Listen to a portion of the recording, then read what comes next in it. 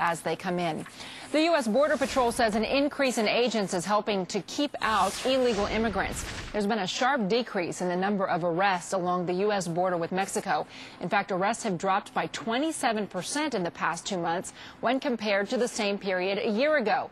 The decrease varies widely along the border. For instance, the San Diego sector is reporting just a 3% drop, but the Yuma, Arizona, and Del Rio, Texas sectors are each reporting a 63% drop in the numbers of arrests.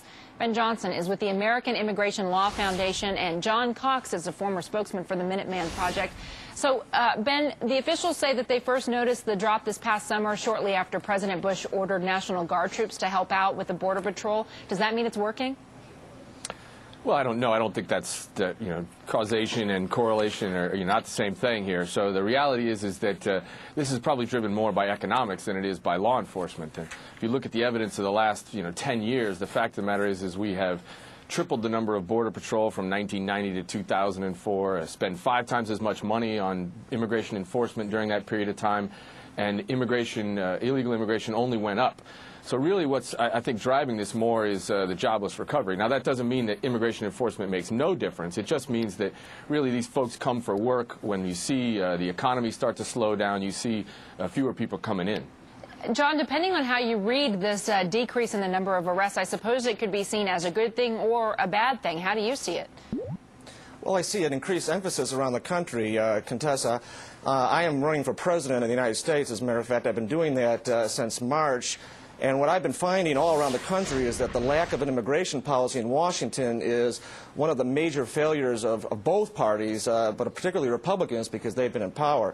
I agree it's an economic issue because you've got a bad economy in Mexico and you've got jobs being given to illegal people here in America.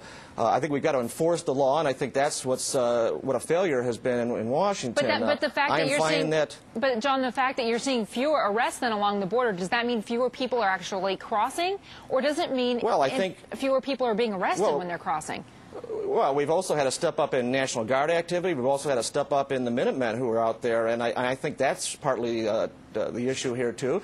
And I also think that this has become much more of a national issue. I think people are much more aware of the idea that we just got to address this problem. We've got this wage gap in America that we're talking about, and a large part of that is the fact that a lot of employers are trying to make money by hiring people at lower wages. I think it's been misstated a lot of times that people who are against illegal immigration are against immigration.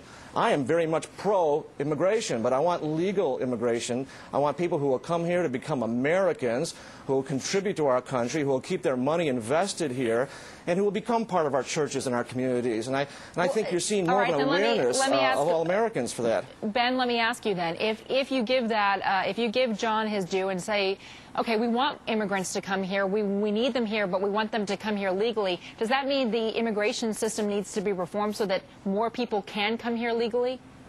Yeah, I think you're exactly right, Contessa. If you want to have more legal immigration and less illegal immigration, you've got to give people legal options to come into the United States. Undocumented immigrants come into the United States for less skilled labor, and the legal avenues of immigration in the United States for less skilled labor are almost non-existent. So, immigration experts, national security experts, and economic experts are all saying the same thing. Yes, let's get smarter, let's have better, perhaps more enforcement, but let's also reform the legal channels of immigration so that we have a better connection between our immigration system and the economic realities that we have today. All right, Ben Johnson. I couldn't agree more. We've got to do something about reforming the bureaucracy so it doesn't take 10 years to get to this country. But at the same time, what we have to do is deal with the 12 million that are here already, and we've got to give recognition to the 6 million people around the world who have applied to come to this country legally and have waited years. Gentlemen, I know that we've just barely scratched the surface on this topic. I do appreciate your time. John Cox and Ben Johnson, thank you. Thank you. Thank you. At this